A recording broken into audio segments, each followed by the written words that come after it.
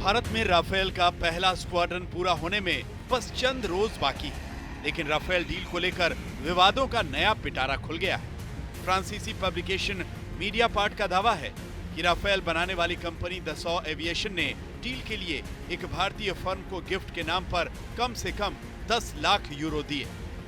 Report के मुताबिक France की एंटी करप्शन एजेंसी के ऑडिट में इसका खुलासा हुआ है। Back in 2018, the French anti-corruption agency performed a routine audit of Dassault, and they discovered that 6 months after the Rafale deal with India has been signed by the French and Indian governments, Dassault received an invoice of 1 million euros for the purchase of Rafale model planes. So, you know, little models, not that little, big models, but just plain models, for 1 million euros. And the problem is that they wrote that in the accounting as a gift to customers. Media part के मुताबिक gift के नाम पर रकम transfer पकड़े जाने पर Dassault ने सफाई में कहा था कि पैसे को राफेल के मॉडल बनाने में खर्च किया गया, हालांकि राफेल के ऐसे मॉडल बने ही नहीं। रिपोर्ट दावा करती है कि जिस ऑडिट में गड़बड़ी पकड़ी गई उसे 2018 में कराया गया, लेकिन फ्रांस के नेताओं और जस्टिस सिस्टम की मिली भगत के चलते कोई कार्रवाई नहीं हुई। तो इधर 2018 ही वो साल था जब भारत में राफेल डील पर सबसे ज्यादा राजनीति गरमाई थी।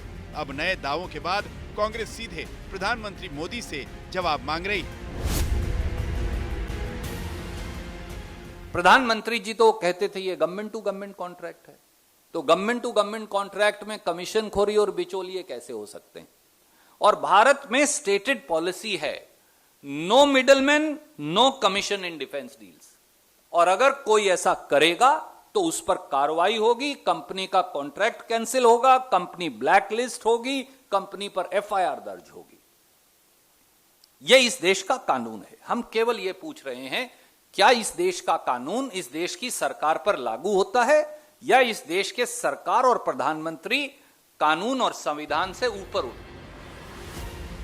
वैसे दसॉ एविएशन से जिस भारतीय फर्म को गिफ्ट के तौर पर 10 लाख यूरो ट्रांसफर होने का दावा है उसका नाम है डेफसिस सॉल्यूशंस। गुरुग्राम की डेफसिस सॉल्यूशंस वही कंपनी है जिसके पूर्व director Sushen Gupta Agusta Westland VVIP helicopter deal में गिरफ्तार हुए थे। सुशेन अभी जमानत पर हैं।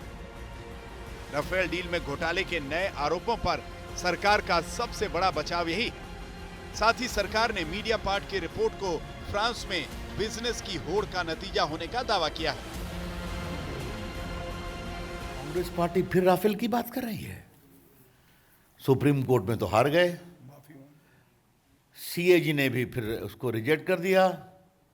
मैं कांग्रेस पार्टी से कहूंगा कृपया करके भारत की सुरक्षा बलों के मनोबल को कमजोर न करें। भारत सरकार घोटाले के आरोपों से इनकार कर रही है। हालांकि मीडिया पार्ट का दावा है कि राफेल डील पर उनके खुलासे की अगली किश्तें भी आएंगी। न्यूज तक को best digital media news channel category में मिला सिल्वर ट्रॉफी।